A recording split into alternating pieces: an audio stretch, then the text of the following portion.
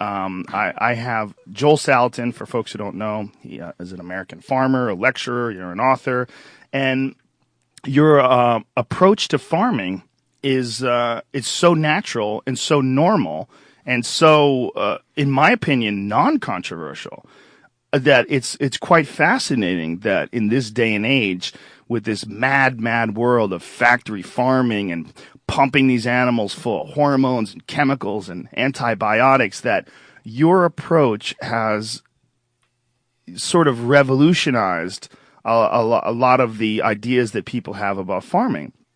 I think it's a real sign that there's something wrong with us.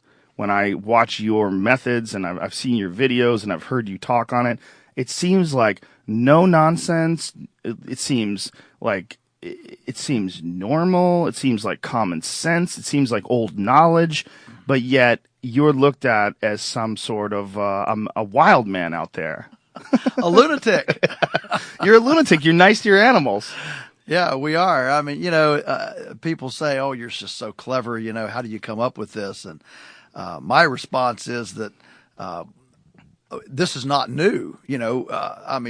Take just for example, our culture, right? I mean, our experts, our U.S. duh, and our U.S. duh, our experts, USDA. Yeah. They don't think that animals are supposed to move. I mean, but animals are supposed to move. I mean, that's like a fundamental natural pattern. And so, if you posit, animals are supposed to move, well, then a whole series of things happen, from, control mechanisms, shelter, water delivery systems, all sorts of things happen. If you just posit something as intuitively simple as, on our farm, animals are going to move. It's amazing. So, if animals are going to move, you have to keep them home. You have to be able to move them, in the right place at the right time. So then you have to have portable control mechanisms. Or you got to keep them, comfortable. So then you have portable shade mechanisms. And you got to give them water. So we've got to be able to have portable water. And so all these things necessarily flow from just something as basic as animals move. Find it fascinating. It is fascinating because most people they've gone the opposite way with it. What they've said is, we don't want animals to move, so let's contain them. Right. I mean, so the industrial system is predicated on, we lock all these animals up in a confinement facility, 15,000 chickens in a house, 9 laying hens in a 16 by 22 inch cubicle. I mean, there's not enough room even to sit down, cattle in feedlots, pigs in, confinement houses. And we do the same thing kind of in our plants. I mean, that's the next thing then is in nature, there are no monocultures. There are no monospecies.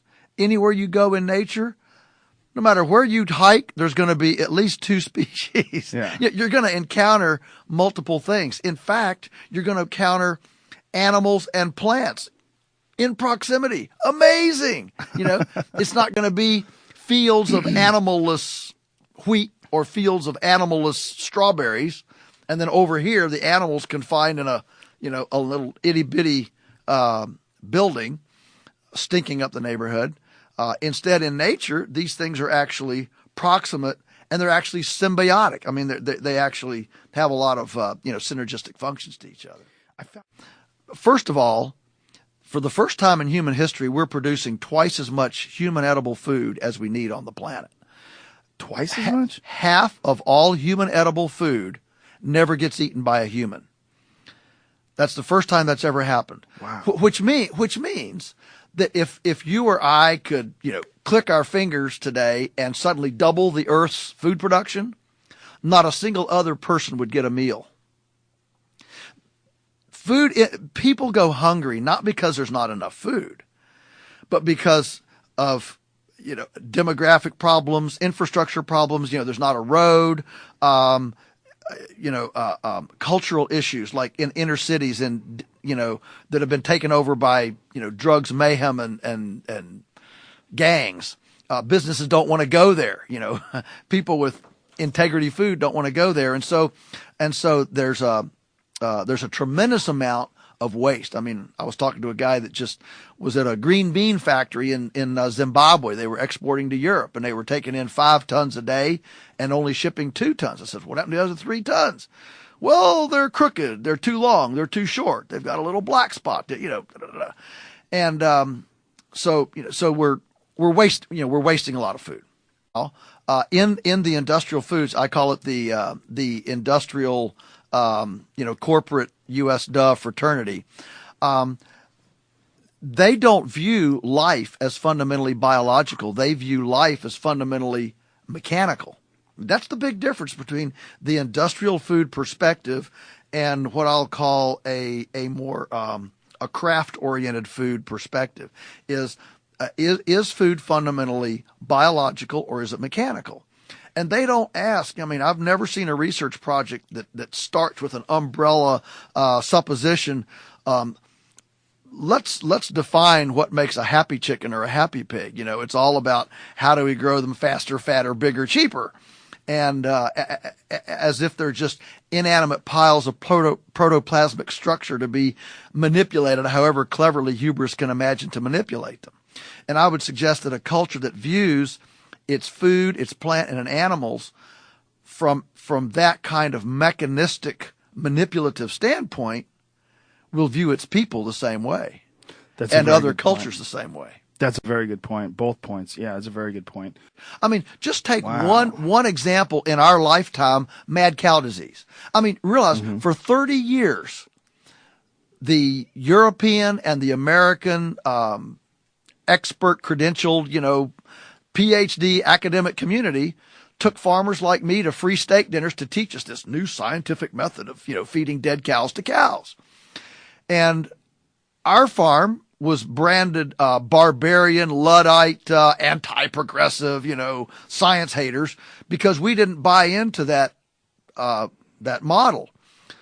The reason we didn't buy into it was not because we were anti-science or anti-innovation or anything like that. It's because I looked around the earth and, I couldn't find an herbivore that eats carrion. I couldn't find it. And so we said, well, there must be a reason. And here 30 years later, suddenly there's this big global collective, oops, maybe we shouldn't ought to done that.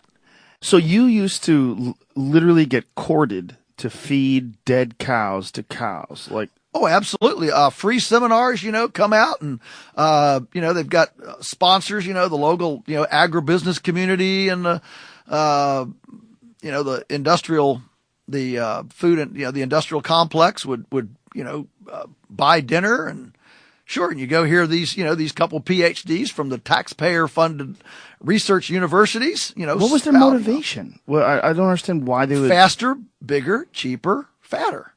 It's cheap. It's cheap. It's cheap protein. Cheap food. But the idea of making your cows cannibals. Well, yeah. Well, the industry still feeds, chicken manure.